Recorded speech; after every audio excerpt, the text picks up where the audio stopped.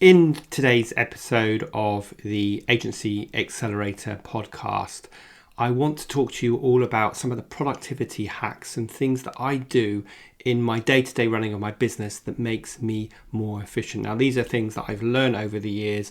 These are things that I keep needing to remind myself, which is why I think this is a timely episode to record. And so I wanted to share with you the things that I do in the hope that it will help you get more efficient. So let's get on with today's show.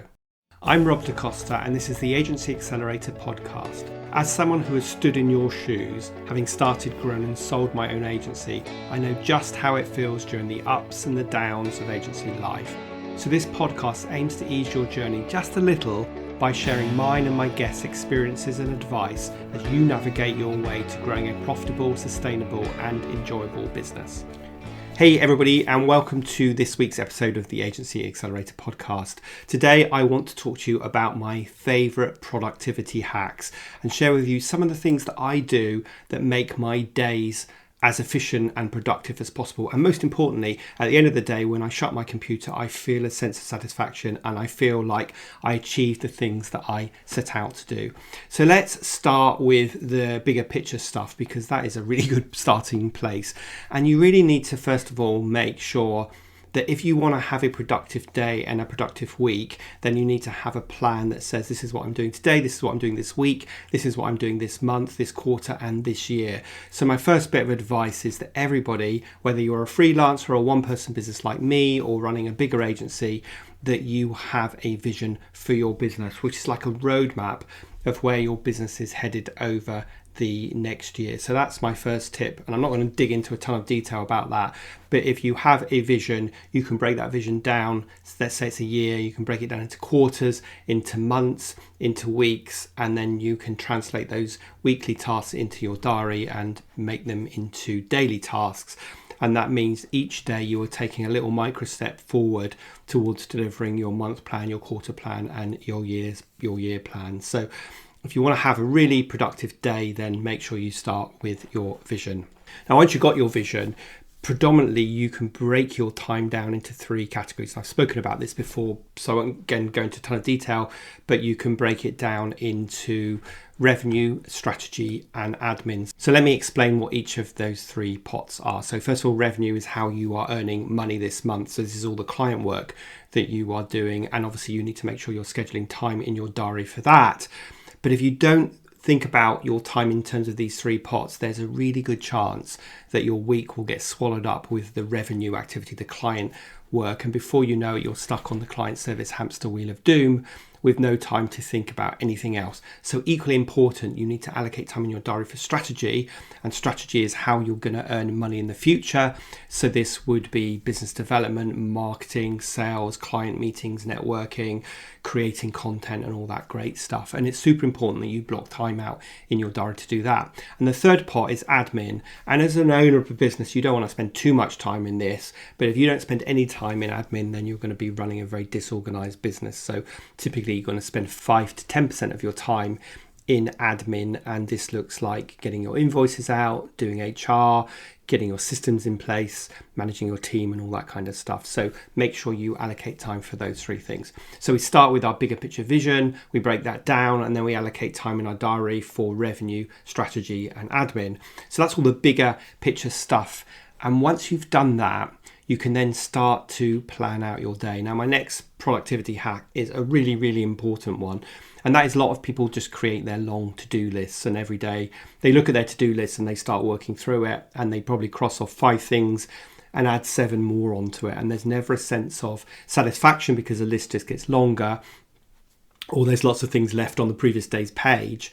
And also there's always that nagging feeling, am I doing the right things? Am I doing the things that will move my business forward? So my advice to you is to plan out your day and assign times to those particular items that you're going to do in your day. So literally go 9 to 9:30, I'm doing this, 9:30 to 10:30, I'm doing that, 10:30 to 11, I'm doing this, and then 11 to 12, I'm going to walk the dog. And I put all of that stuff in my plan. And a key here is to overestimate how long you think things will take. So that leaves you with a chance that you get that phone call that you hadn't planned for.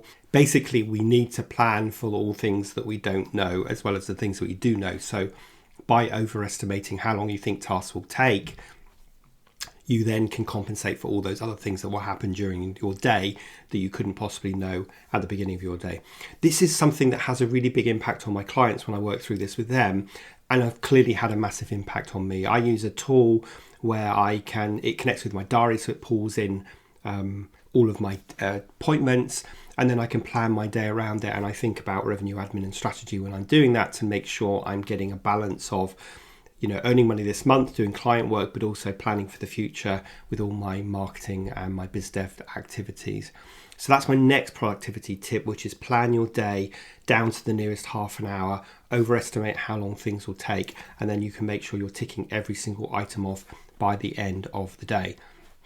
Now, the next thing I do, which I've spoken about before, is I use morning and evening rituals. And this is where I do my planning. So in the morning, a ritual is simply starting and ending your day in exactly the same way that kind of starts your day in a really positive way and then full stops your day at the end of the day, especially when we're working at home. So you feel like you finished your day and you can go and socialize with your family afterwards. And you've got a sense that you have completed that and not kind of slowly easing out of your day and never really having that clear definition between when you're working and when you're not working. So my morning rituals are pretty simple. First of all, I always make myself a cup of coffee. That is the most important thing. Then I come and I look at my plan for the day. I check my emails to see if any emails are going to impact my day. I then close my emails and delete them down as much as I possibly can. And then I look at the kind of things that I want to achieve. Now, one thing that I would really encourage you to do when you're doing your morning ritual and you're planning your day is say, what are my top 3 goals that I want to achieve today? So if I achieve nothing else, I'm going to achieve these top 3 goals. And so, for example, today, one of my goals is to record this episode of the podcast. And that would be one of my top 3 goals that I've identified in my morning ritual. And then at the end of the day, my evening ritual is kind of similar thing. Check my emails, check my to-do list, start scheduling a skeleton for tomorrow, and then close my computer down, close all my apps, shut my computer down, and that is the full stop to the end of my day. So those are some of the bigger picture kind of productivity hacks that I do in terms of planning and being organized and making sure I'm focused on the right things. Now, talking of focus, that's the next sort of topic that I want to talk about in this podcast and the next set of productivity hacks. So first of all, I said set 3 goals for each day. The next thing I do, which is super important, and you have to be really disciplined to do this, is first of all, I use time blocking. So when I'm doing something like this, well, this obviously it's going to take me as long as it's going to take to record it. But if I'm writing, for example, I will use the concept of time blocking where I will set the timer on my phone or on an app, if you've got one of those apps, to time, and I will set it for 20 minutes and I will turn off all my distractions and I will just work on writing quickly for that 20 minutes to see how much I can get done. I won't edit, I'll just write quickly. Then at the end of that 20 minutes, I'll take a break for 5 minutes, and then I will come back and I will do 20 minutes again, take another break of 5 minutes, do 20 minutes again, take another break of 5 minutes. So I usually time block in hour and 15-minute slots, 3 sets of 20 minutes. Now 20 minutes is really a good block of time because it's enough time for you to do some meaningful work and stay completely focused on the task at hand. But it's not so much time that you start worrying that, your phone might be ringing, which is on silent, or email might be pinging in, which you've turned off. So it's enough time to do some meaningful work, but not so much time that it's intrusive. And the whole point of time blocking is you keep your head in the game of the thing that you are doing, and you will find that you are much more effective as a result of it. And then batching kind of takes that one step further. And if you can get really organized, and I must confess, this is always an aspiration for me and one that I don't always achieve. But the idea of batching would be that you would do a number of the same things in one go because your head is in the zone of that thing. So it could be, for me, it could be recording a podcast. So instead of like recording 1 podcast a week, I might say, okay, once every 4 weeks, I'm going to spend a whole day recording 4 or 5 podcasts, one after another. And I occasionally do this, but I don't do it to that extent. But that's my aspiration for this year. And the whole premise of that is that if you've got your recording studio set up and your mindset in the space of recording your podcasts, then it becomes much easier and more efficient to do a lot of them. And I certainly do that on a smaller scale with my emails. So I will use a time blocking approach that I've just discussed, but I will then try and write 3 emails in those 3 cycles of 20 minutes. And so that might be 3 weeks worth of emails, again, because my head's in the zone of writing emails. And on that note, I think a really, really important point to make is there is no such thing as multitasking. So people talk about how great they are at multitasking, and they brag about it. It's their badge of honor that they can do 10 things at once. Well, actually, no one can. And in fact, if you are multitasking, then you are not paying attention. So for example, if you're listening to this podcast or watching this video, and at the same time you're answering your emails, you're either paying attention to me or you're paying attention to your emails. You can't do both. And if you're trying to do your emails while you're listening to me, then you're probably not going to do your emails very well. And you're certainly not going to be as efficient as if you were just focused on doing your emails or just focused on learning from this podcast. So there is no such thing as multitasking, just multi-distractions. So my encouragement to you is to use all the time blocking and the planning that I've talked about, and then just focus on the task at hand, and then deal with the other things after you've finished that task. So you're going to get really focused by doing that, and you'll recognize that there's no such thing as multitasking. Do one task at a time and you'll be much more efficient. And to that end, we also need to remove distractions. We human beings are losing the battle against all the software and the apps that are fighting for our time, and the social media channels and your emails pinging up, and people tell themselves these stories that we can't possibly remove those distractions. Well, yes, you can. So I would certainly encourage you to turn off the email dialog box that pings up in the corner of your screen when a new email comes in. You really don't need to see that. And that is a massive distraction that will take you from the task at hand and divert you to thinking, oh, I just answer that email. Or what does that customer want? Much better would be just to shut your emails off like I have right now, and just have set points in your day where you check your emails, and then manage your customers' expectations to say, I check my emails 4 times a day and I'll get back to you within 12 hours, which is what I tell my clients. So you don't need to have all these things that are fighting for your attention. You need to turn your phone on silent. You need to turn off your email except when you're checking your emails. You need to turn off all those other notifications that ping up on your computer during the day that are fighting for your attention, because as I said, we are losing that battle. So that's my next productivity hack. Remove your distractions. Be brave. Stop telling yourself these stories that you're really important and you must therefore have all these things open, because a client might be trying to get hold of you on WhatsApp or Slack or some other chat forum or via email or on your phone. Well, you know, you need to train your clients to have realistic expectations. You need to realize that you're not so important and that you can turn these distractions off.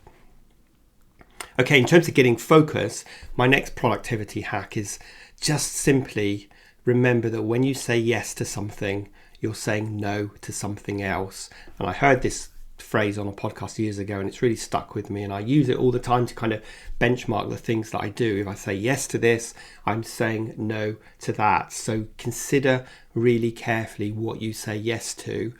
Be willing to say no more often, and that gives you the space to say yes to the things that are really important in your day.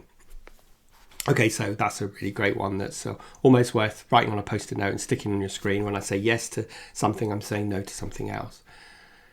My next productivity hack kind of takes us back to email, and this is simply try and clean out your email box every single day.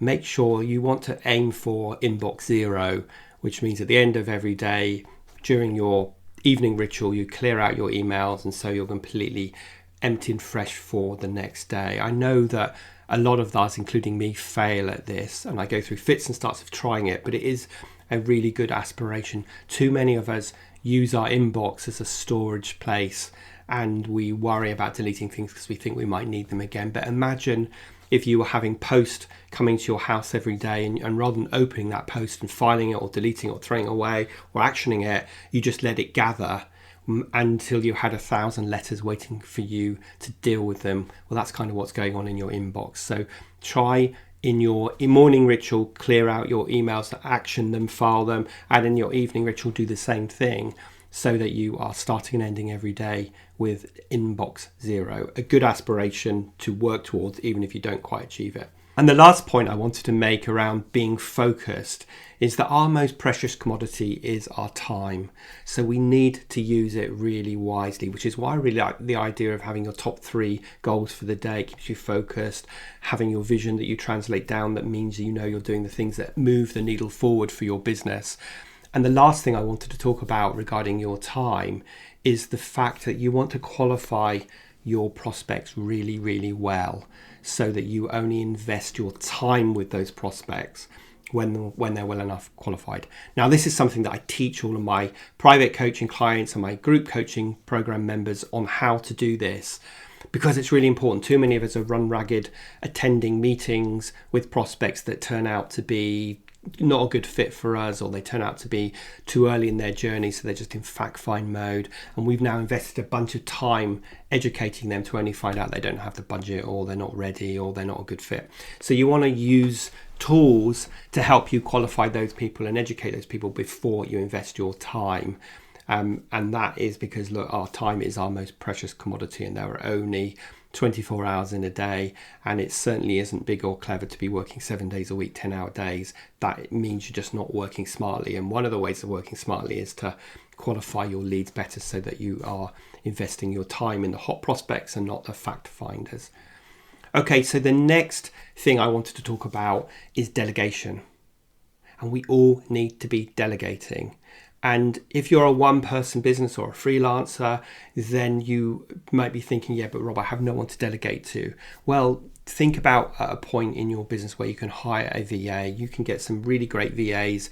Don't need to be local to you. They can be anywhere. My VA team is based predominantly in the Philippines, and they can take so much work off your plate. All of those mundane tasks, those repeatable tasks that need to be done, your VA team can do them. My VA team does some of my social media posts. They design a lot of my content. They edit this podcast. They reconfirm my weekly meetings.